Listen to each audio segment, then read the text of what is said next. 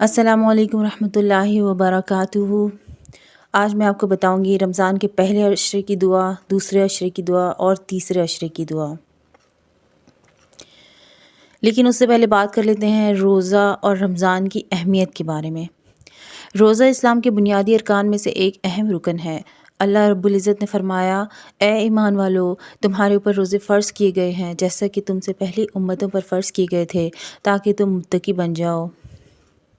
روزہ گناہوں کی مغفرت کا ذریعہ ہے۔ آپ صلی اللہ علیہ وسلم نے فرمایا، جس نے ایمان اور ثواب کی امید کے ساتھ روزہ رکھا، اس کے گزشتہ سارے گناہ معاف کر دیے جاتے ہیں۔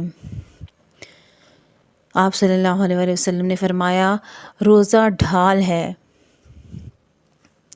گناہوں سے ڈھال ہے۔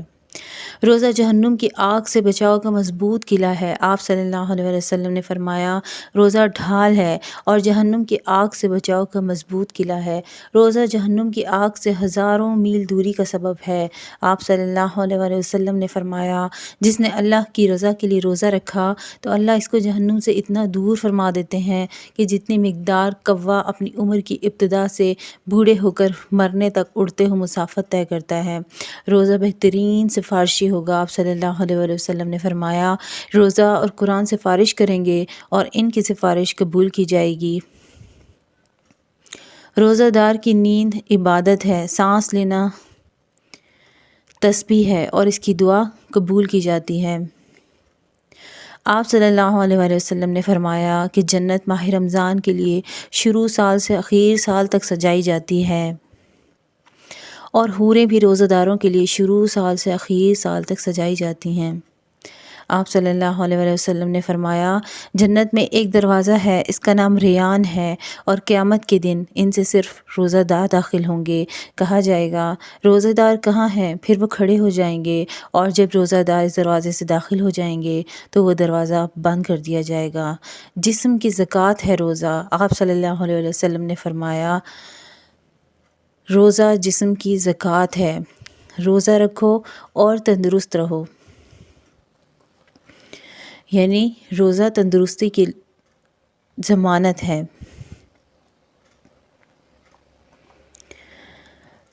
حضرت ابو ہریرہ رضی اللہ تعالیٰ عنہ سے روایت ہے کہ نبی کریم صلی اللہ علیہ وسلم نے فرمایا، جو شخص رمضان کا ایک روزہ بلا عذر شرعی چھوڑ دے اور مدت العمر اس کی تلافی کے لیے روزہ رکھے، تب بھی ایک روزے کی کمی پوری نہیں ہو سکتی۔ اس سے روزے کی اہمیت کا اندازہ لگایا جا سکتا ہے۔ حضور صلی اللہ علیہ وسلم نے فرمایا کہ گرمی کے موسم میں روزہ رکھنا جہاد ہے۔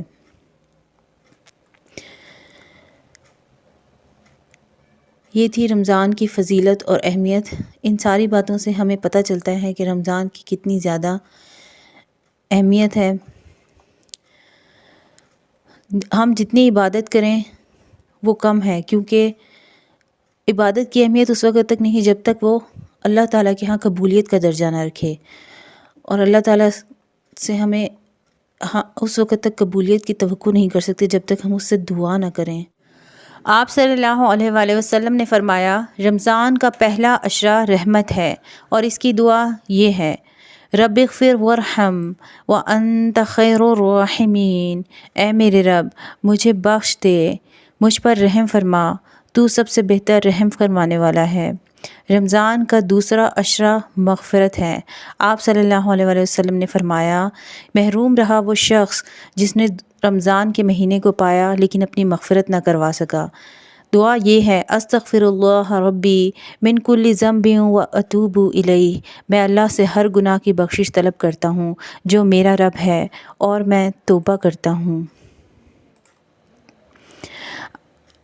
رمضان کا تیسرا عشرہ نجات ہے، اور اس میں ہمیں جو دعا سکھائی گئی ہے، اگر ہم صبح شام دوپہر اس دعا کو اپنے ذکر میں شامل کریں گے تو انشاءاللہ ہمیں جہنم سے نجات ضرور ملے گی، کیونکہ یہ ہماری صبح دوپہر کی صبح اور شام کی دعاؤں میں بھی شامل ہوتا ہے، اور اس کے بارے میں ارشاد نبوی ہے کہ جو شخص صبح شام اس دعا کو اپنے ذکر میں شامل رکھے گا، اللہ تعالیٰ اس پر جہنم کی آگ کو حرام کر دے گا۔